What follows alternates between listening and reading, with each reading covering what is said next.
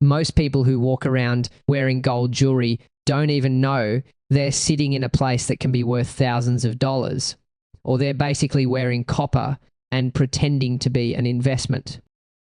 The jewelry industry loves this ignorance because it means you'll never question rising prices. Today, we're breaking gold purity in a way that forever changes how you buy, sell, and think about gold, because at the end of this video, you'll see through all the marketing lies you've been selling to you for years. When we shot the film in April 2026, gold traded at close to $4,800 an ounce, close to the exact price JP Morgan predicted a few months ago. Global central banks are still actively buying gold, with an estimated 800 tons of gold this year alone. This is a key shift. Gold is once again a serious financial asset, not just something that looks good on your wrist. The full value of gold comes down to one thing: purity. Everything else is noise. Centuries ago, artisans discovered what is still important today. Pure gold is soft, very soft, soft enough that you can bend it with your bare hands. Mixing gold with other metals like copper, silver, nickel, and zinc creates something that is both valuable and wearable, leading to the carat system we still use. 1 carat is exactly 1/24th of the total, which means that when you see 24 carats of gold, it is 24 carats of 24 carats of 24 carats purity. And when you see 14 carats, it is 14 carats of 24 carats purity. The math is simple, but the impact on your wallet is serious. Let's see what each purity level really means, because that is where people make costly mistakes. 10K gold contains about 41.7% pure gold, and the rest is alloy metals such as copper and silver, making it incredibly durable. The legal reality in the United States is that 10K is the absolute minimum purity you can call gold, and it is built for resilience. When you sell 10K gold to buyers, you pay only 41.7% of the weight. That is all. If you buy a 10K gold chain for $500 as an investment, the resale value can reach $200 to $250 at spot prices. Price increases are brutal, and it is not enough to consider how quickly your money is disappearing. The purity of 14K gold is 58.3%, a sweet spot for most jewelry buyers. It is durable enough for the engagement rings, wedding rings, and watches you wear every day, but pure enough that when you finally sell, you're regaining meaningful value. Its color is a rich yellow that doesn't look too pale, and jewelers call it a blonde area because it balances everything. Most jewelry buyers are buying 14K, which is actually a wise choice if you want to wear sex and preserve your value. 18K gold is 75% pure, and jewelers began calling it boutique jewelry or luxury. The colors are richer and more vibrant, but the trade-offs are softer. In fact, you can bend it, and if you wear the ring every day, you will see micro scratches for several years during the normal wearing process. But for necklaces, earrings, and bracelets that don't fall often, the 18K is great. And when you resell it, you get 75% of the weight. That matters. 22K gold is more prevalent in Asian and Middle Eastern jewelry markets, especially India. Purity 91.67%, expensive to buy, soft structure, mainly for specific cultural jewelry traditions. You rarely see it in the United States, but globally, it is huge. 24K gold is pure 99.9% pure, which is what you find in bars and coins. Pure investment grade. It is soft because there is nothing else inside, which is why no one wears it as everyday jewelry. In terms of pure value, when you hold 24K gold bars and gold reaches $4,800 an ounce, you hold $4,800 an ounce of pure gold without any dilution. Let me give you an actual number so it is not theoretical anymore. Imagine you are holding a 14K gold bracelet that weighs exactly 10 grams, and gold is currently priced at about $4,800 an ounce, or $154 a gram. 10 grams of 14K gold contains 5.83 grams of pure gold, because 58.3% of it is 5.83. And 5.83 grams multiplied by $154 is equivalent to a pure gold value of about $897. But you didn't pay $897 for that bracelet, did you? You may have paid $1,200 to $1,500 for all levels of craftsmanship, branding, design, and retail price. When you try to resell it, the market pays you not $1,500 for $897 in real gold, but closer to the melt value, which can increase by 5 to 10% if the product comes from a well-known brand. It now costs about $154 to buy 10 grams of pure gold, equivalent to 24 carat bars. When you resell the bar, you pay $1,540 less in dealer fees, possibly $20 to $40.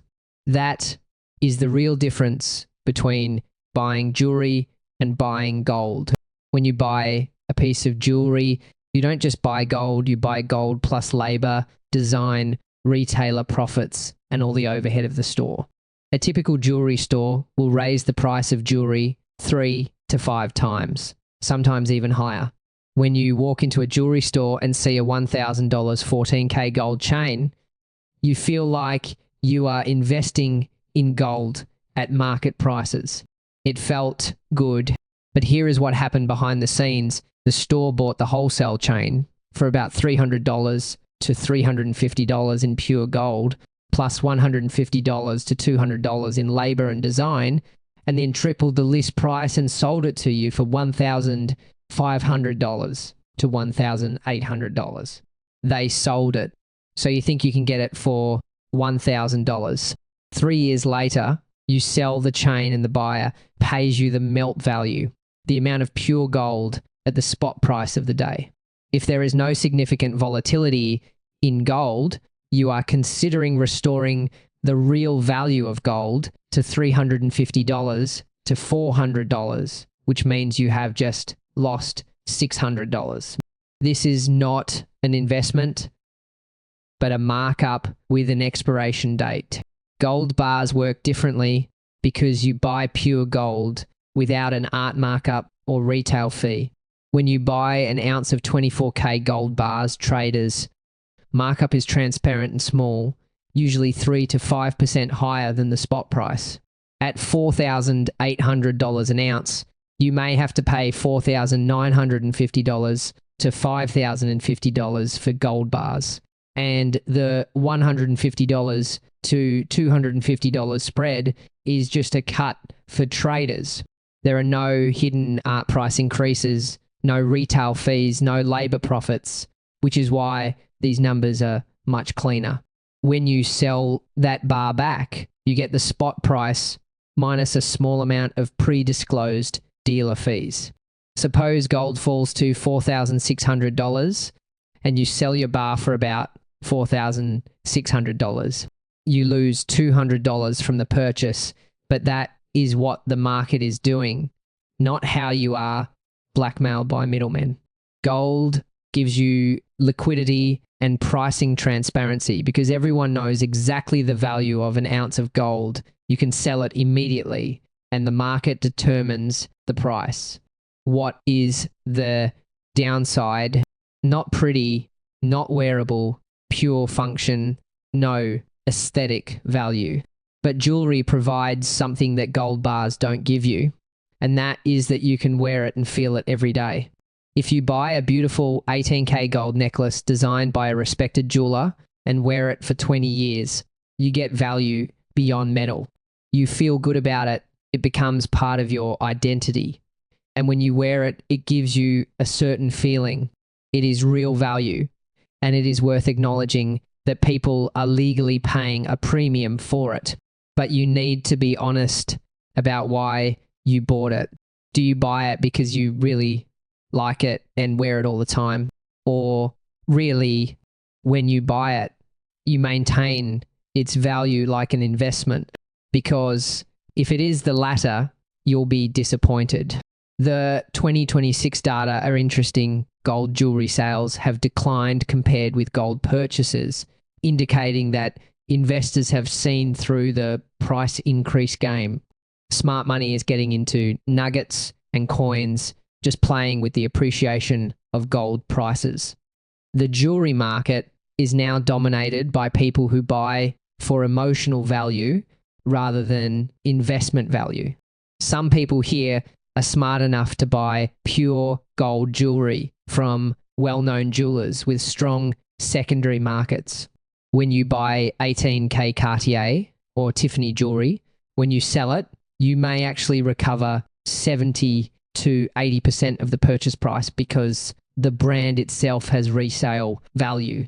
High-end jewelry has collectible value, not just melting value. But what about department store 10K jewelry? This is a money hole you should avoid. When you buy gold jewelry or small bars, you should put a sign on it. And this small mark is everything because it tells you the true purity of the work.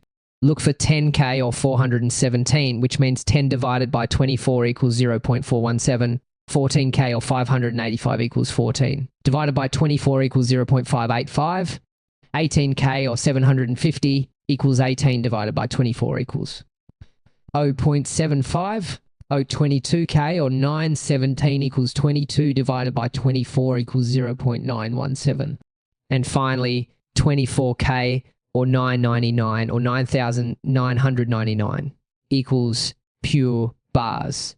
The numbers are in decimal order, and if you see a jewel without stamps, walk around. Leave now. No stamps mean no proof of purity, gilded, or 10K self-sealed, 18K, leaving you zero protection. Stamps should be placed in an inconspicuous place because jewelers put it in a place where you can't easily see it, fearing that it will affect the appearance of the work. On rings, the logo is usually on the inner ring, on the necklace, maybe on the clasp or one of the links on the bracelet, usually inside the clasp. But what scares me is that I see people buying jewelry at random from vendors online with the logo 750, meaning 18K, and they re-excited. Then they tried to sell it, and one professional told them it was actually 10K because it was misprinted or forged, as you said. We lost. We expect 40% of the resale value because the purity of gold does not match the stamp claim. That is why reputable dealers are important, because Tiffany, Cartier, or legitimate local jewelers who have operated for more than 20 years will be their logo. If you're buying a high-value nugget or nugget, understand the importance of analysis because it is a scientific test of gold purity. Professional analysts take a tiny sample from your gold and test it using methods like acid testing, in which they use specific acids. And the reaction tells them that purity based on color changes, or ultrasound, which measures the speed of sound waves through gold, or XRF X-ray fluorescence, is non-destructive and very accurate. If you buy a lot of nuggets, like $50,000 or more, you should ask your dealer if you have a certificate of analysis. And official documents show that a professional laboratory has tested it and confirmed that it is $999,000. 9% pure gold. Each test costs about $100 to $200.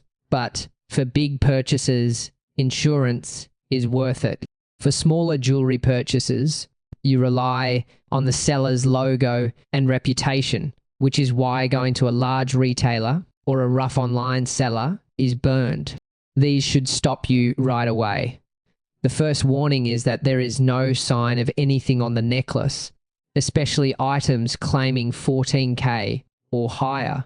The second warning is that prices are well below market prices, such as when you see an 18K gold necklace weighing 15 grams selling for $200 and worth $2,000 or more. This is not a deal. It was fake gold with fake stamps. Sellers who do not provide documents or let you test independently are the third red flag. Because of its size, the very light necklace is another red flag.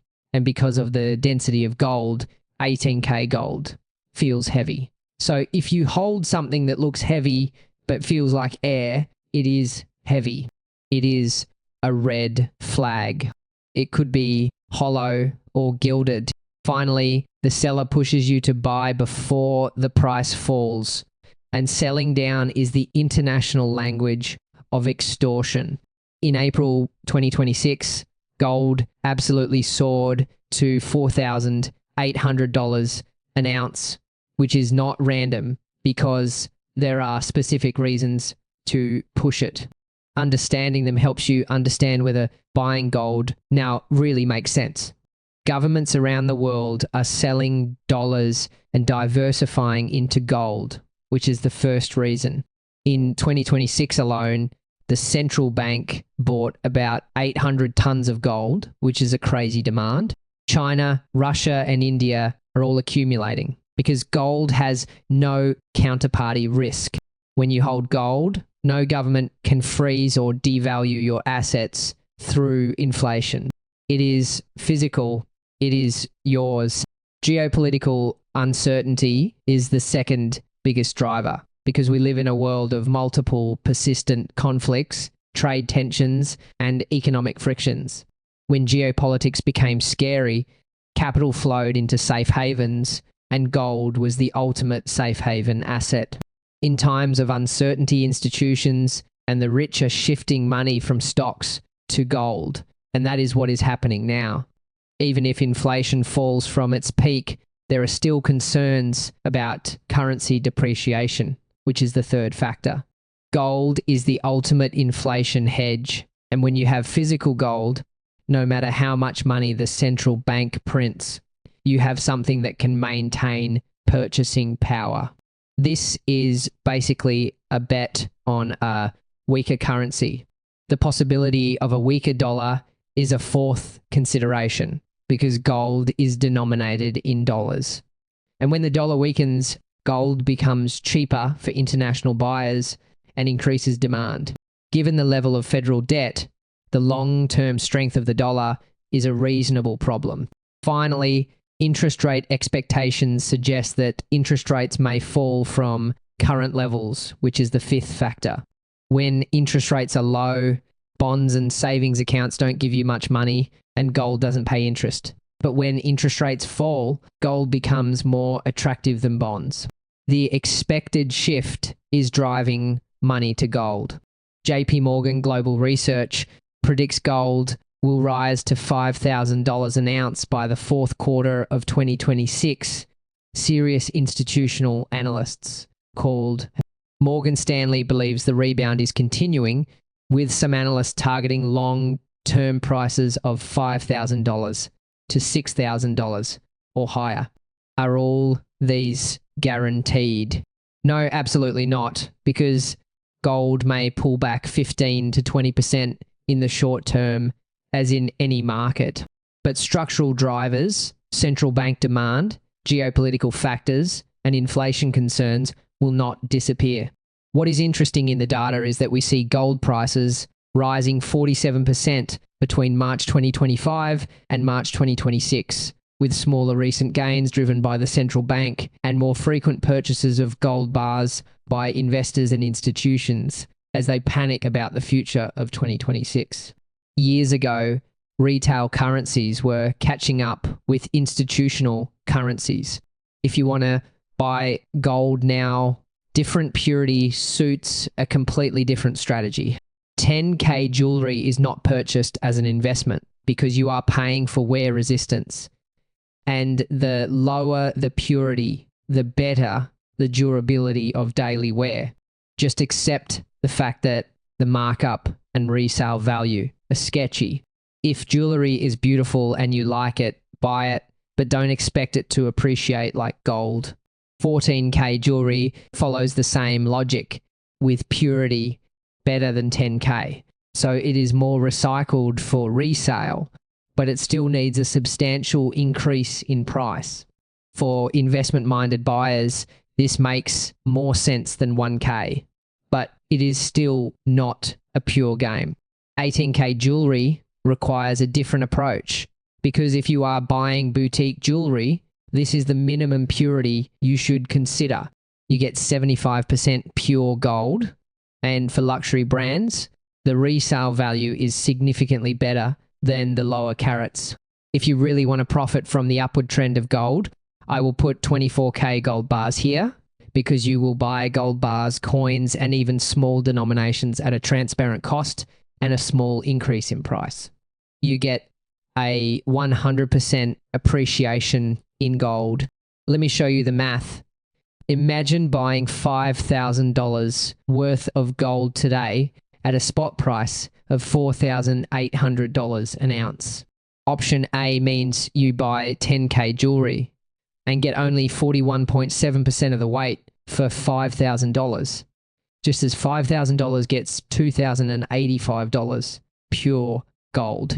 Gold rose to $5,200 at the end of the year.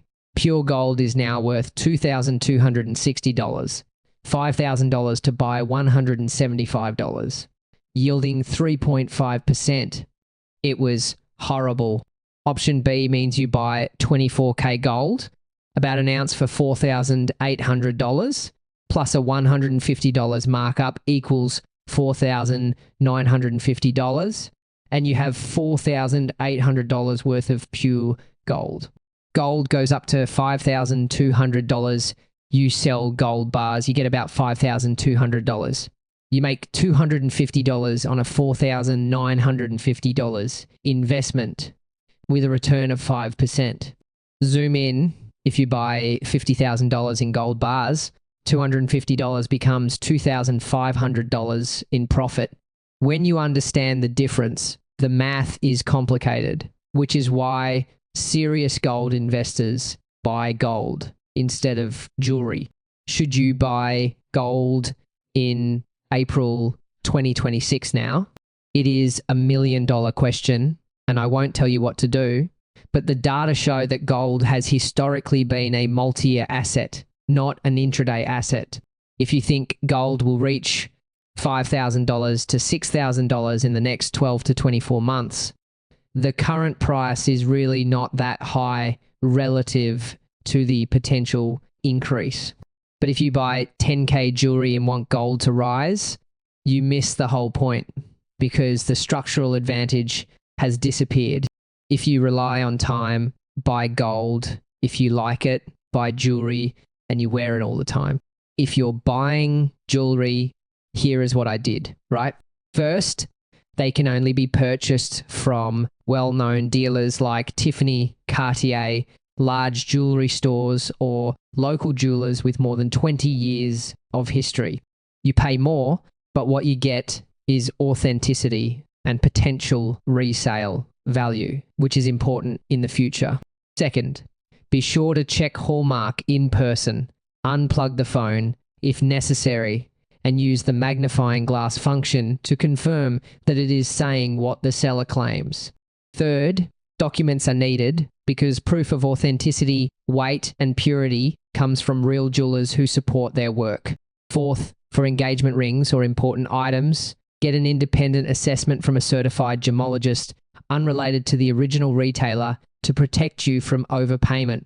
Fifth, we should understand that resale is not treated fairly, and we should expect to recover 50-75% of the price according to our own work situation. If we can't accept the loss psychologically, don't buy it as an investment. 6, if you want jewelry with investment potential, stick to a minimum of 14K, preferably 18K, because the purity percentage is crucial to your recovery. 7th, consider the dealer's vintage or real estate work, because sometimes you can get better value because the original markup has been absorbed and you are buying something closer to melting value plus a reasonable dealer fee. Gold bars are relatively simple, but they also need to pay attention to details. First, from APMEX, JM Gold Bars, Golden Eagle, Dealer Selection, Currency Metal Exchange, and other established dealers. These dealers are COMEX certified dealers with good reputation and appropriate insurance. Do not buy unmarked coins from eBay sellers or flea markets. The second is to understand the price increase, because these traders make money by price difference, usually 3-5% higher than the spot price, which is standardized and reasonable. If someone raises the price by 15%, it is too much. Third, the choice of pure gold bars, such as 24K gold bars, or government mints, such as American Golden Eagle and Canadian Maple Leaf, has verified the purity and liquidity of the market. Fourth, ounces or grams are fine for smaller quantities, but for larger quantities of $20,000 or more, buy whole ounces to minimize the cost per ounce. Fifth, storage is important, because if you buy physical gold, you need to store it in a safe place. You can choose a risky home safe, a safe but uninsured bank safe, or allocate storage space in a professional vault at a cost of 0.5 to 1% a year, but fully insured and quarantined. 6, understand the IRS report, because the IRS requires traders to report certain purchases of gold on Form 8949.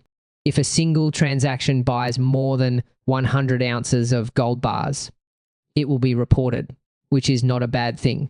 This is legal and normal, so don't let anyone tell you to buy under the radar, because it is not a big deal and the law is sketchy. 7th, keep the documents, because when you buy gold bars, you will receive documents of receipt, weight, purity, and serial number, if applicable. When you sell them, you will need them for tax purposes. Avoid any traders who don't want to specify the price increase or offer rare currencies that are said to be at a premium of more than 50%. If spot gold is already covered, avoid forcing you to buy in large quantities, not provide documents, insist on payment methods that cannot be tracked or reversed, and claim that the government will confiscate gold as it did in the 1930s, which will not happen again, or offer deals that are only good today. When you sell gold, you owe a profit tax, and the IRS treats gold differently from stocks. If you buy 24K gold for $4,800 an ounce and sell it for $5,200, you earn $400 in profit, which is taxed as capital gains. Short-term capital gains held for less than 1 year are taxed as ordinary income at the standard tax rate. If you are in the 32% range, you pay 32% or $128 of that $400. Applying to hold long-term capital gains for more than 1 year is taxed at a preferential tax rate of 15% or 20%, depending on your income. The same $400 profit means you may only have to pay $60 to $80 in taxes. This is a huge difference, which means that if you buy gold, you should plan to hold it for at least 12 months and 1 day, because moving in and out of gold is a tax inefficient nightmare. But oddly enough, the IRS considers gold bars collectible, meaning that even long-term capital gains are taxed at the top rate of 28% rather than the usual 15 to 20% stock tax rate. So gold doesn't get the best treatment, not as bad as short-term earnings, but worse than stocks. This is another reason jewelry is less efficient as an investment, because you buy it at a higher price, pay capital gains tax, and then get only a partial recovery of the molten value. If you think of gold as a long-term position, say in 5 to 10 years, you should think like this: gold is not a growth asset because it does not generate returns. You do not receive dividends or interest, and the returns depend entirely on price appreciation. Gold appreciates during periods of inflation or economic uncertainty and tends to underperform in a strong growth environment with rising interest rates. Gold prices are reasonable in 2026 due to geopolitical risks, monetary concerns, and central bank demand, but this does not mean that it will rise in a straight line. Real gold investors expect volatility and may buy at $4,800. See it fall to $4,400, rebound to $5,200, and then flat for 6 months. A meaningful strategy depends on your situation. If you have considerable wealth and are worried about currency depreciation or economic instability, it makes sense that gold may account for 5 to 10% of your physical gold portfolio. You don't want to be rich. You want to keep what you have. For portfolio diversification, gold has historically been less correlated with stocks and bonds. When the stock market crashes, gold tends to rise as investors flee to safety, and a 5-10% allocation provides real portfolio diversification, not speculation. For the opportunistic game, if you think gold will hit $5,000 to $6,000 in the next 18 to 24 months, and you are willing to time it, you can supplement it with a discretionary portfolio of 20 to 30%. But that requires faith and real risk tolerance. Trading gold futures, options, or leveraged ETFs is a different speculative math and is riskier because you may lose more than you invest. Do not think that buying gold jewelry is diversified because it is emotional consumption with gold packaging. If you really want to increase gold exposure, buy gold bars. People buy gold for emotional reasons, not rational reasons. Let me tell you the truth. Some people go through moments of financial panic, recession panic, overseas conflicts, soaring inflation, and they panic to buy jewelry or bars at the top of the market. Then the crisis is solved. Gold pulls back 10 to 15%, and they panic to sell near the low point, locking in losses. Or they buy beautiful jewelry in jewelry stores because it feels good to have real and precious things. They pay a 300% premium, and then 3 years later, they try to sell it and find that it is worth half what they pay. Or they buy 10K gold jewelry as an investment because gold always rises, but it doesn't T-rise. Mathematically, this job is because they paid a premium and only got 41.7% gold.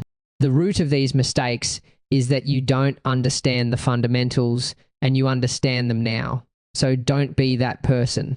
What works is simpler than you think. There is a clear reason to buy gold. If it is because you like the way it looks, buy jewelry. If it is because you think gold will appreciate, buy gold bars, and honestly say which one it is.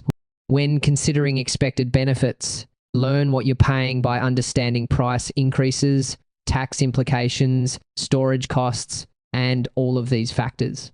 Make a plan for when to sell. Because without a plan, you just sit on gold and want to change. Set price targets and follow up. Don't let emotions drive your timing, because the worst time to buy gold is when you panic, and the best time is when no one cares about gold. At present, gold prices have reached a record high. Gold is everywhere in the financial media. We may not be the best buying opportunity, but this does not mean that it cannot rise.